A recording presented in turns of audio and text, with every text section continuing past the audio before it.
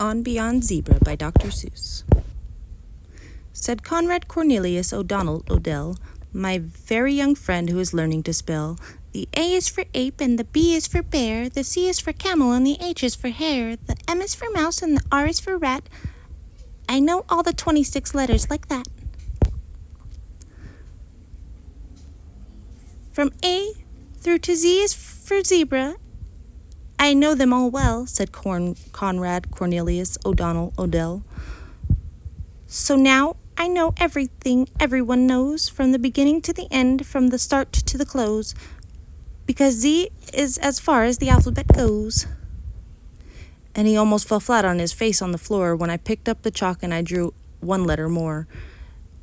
A letter he had dreamed of before, and I said, you can stop if you want with the Z, because most people stop with the Z, but not me. In the places I go, there are things that I see that I never could spell if I stopped with the Z. And I'm telling you this because you're one of my friends. My alphabet starts where your alphabet ends. My alphabet starts with a letter called Yuz. It's a letter I use to spell Yuzamatuz. You'll be sort of surprised that there is to be found once you go beyond Z and start poking around. So on beyond zebra, explore like Columbus, discover new letters like Wum for Wumbus, a high-spouting whale who lives high on a hill and who never comes down till it's time to refill. So on beyond Z, it's high time you were shown that you really don't know all there is to be known.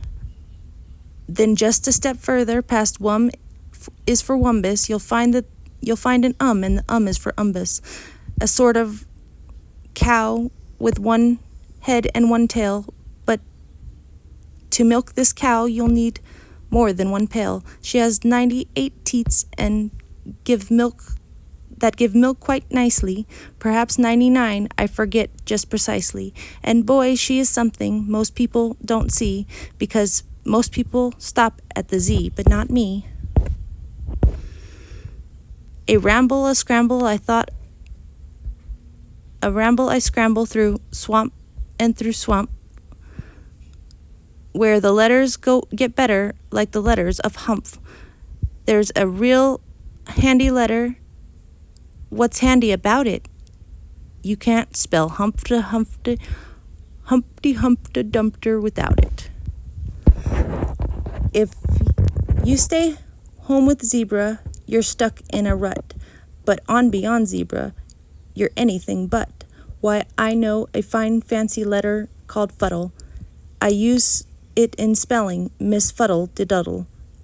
And oh, what a bird of a bird of a bird of a bird of her tail is the longest that's ever been heard of. So long and so fancy, she'd be in a fix if she didn't have helpers. It takes about 6 to tag along, hoisting Miss Fuddle-de-Duddle's wonderful tail out of muddle-de-puddles.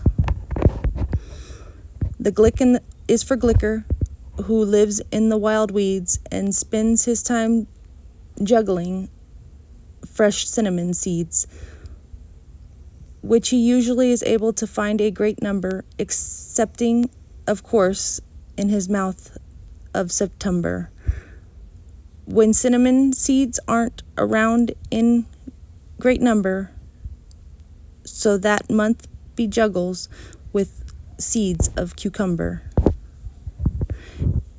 The N is a letter I use to spell Nutches, who lives in small caves known as niches for hutches, and Nutches has trouble with the biggest of witches, the fact that there are many more nutches than niches. Each nutch in a niche knows that some other nutch would like to move into his niche very much. So each nutch in a niche has to watch his small niche, or nutches who haven't got niches will snitch. Then we go on to Snee, and the Snee is for Sneedles, a terrible kind of ferocious mosquito, whose humdinger stinger is sharp as a needle.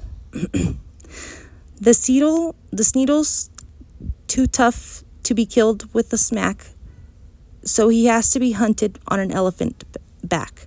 And your eyes and the elephant's have been keen, and you have to aim fast, and you have to hit clean. And the bullet you shoot is a stale kidney bean. What you've dunked for 3 weeks in old sour kerosene, which is awfully hard work, so it's easy to see why most people stop at the Z, but not me. When you go beyond zebra, why, who knows? There is no telling what wonderful things you might find spelling, like Quan is for quandary, who lives in a shelf, in a hole in the ocean, alone by himself. And he worries each day from dawn, early light, and he worries, just worries, far into the night. He just stands there and worries, simply can't stop. Is his top side his bottom, or his bottom side his top? And Thnad is for the Thnatters, and oh, are they sad.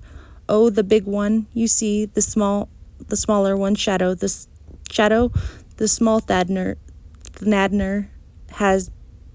should be his. I don't understand it, but I know how it is. A terrible mix-up in Shadow's she whiz. And spaz is a letter I use to spell spasm, a beast who belongs in the nasm of basm. Handy for traveling, that's why he has 'em. More easy to pack than a suitcase or grip. Those horns carry all that he needs on a trip. A thread and a needle for mending his socks, a toothbrush, a cup, and two three-handed clocks.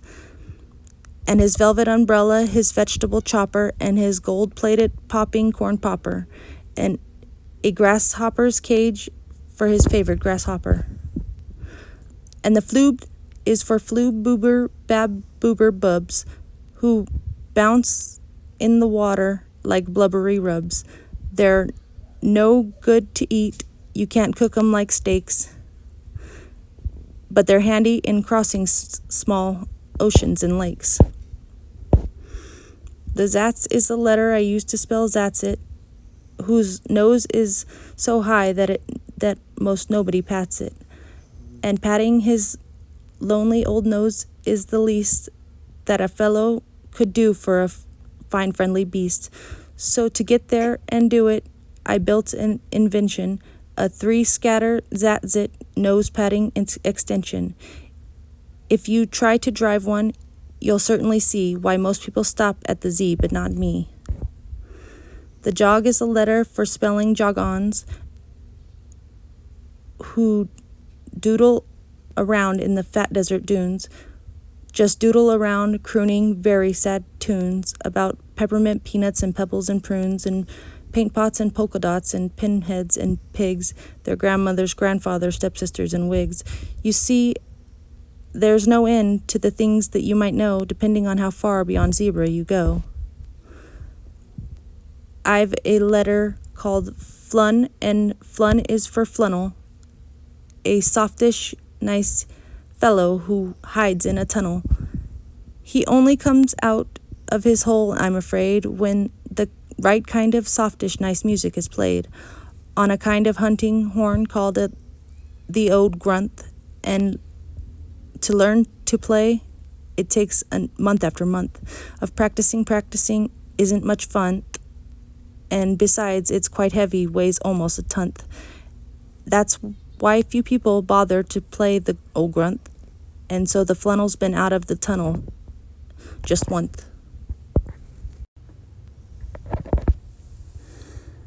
And way, way past Z is a letter called Itch, and the itch is for itchapods, animals which race around back and forth and back through the air on a very high sidewalk between here and there. They're afraid to say there, they're afraid to say stay here. They think there is too far, but they think here is too near. And since here is too near and there is too far, they are too scared to roost wheresoever they are. There's letter named Yek, and Yek is for Yeko, who howls in an underground grotto in Gecko. These Yekos love echoes, and this is their motto. For best Yekos, echoes, try geckos, our grotto. Oh, the things you can find if you don't stay behind. On a world near the sun live two brothers called rooms, who strangely enough are built sort of like brooms, and they're stuck all up alone there in the blue, and so to kill time just for something to do, each one of these fellows takes turns with the other in sweeping the dust off his world with his brother. And hi is my letter for High Graggle Gargolorum,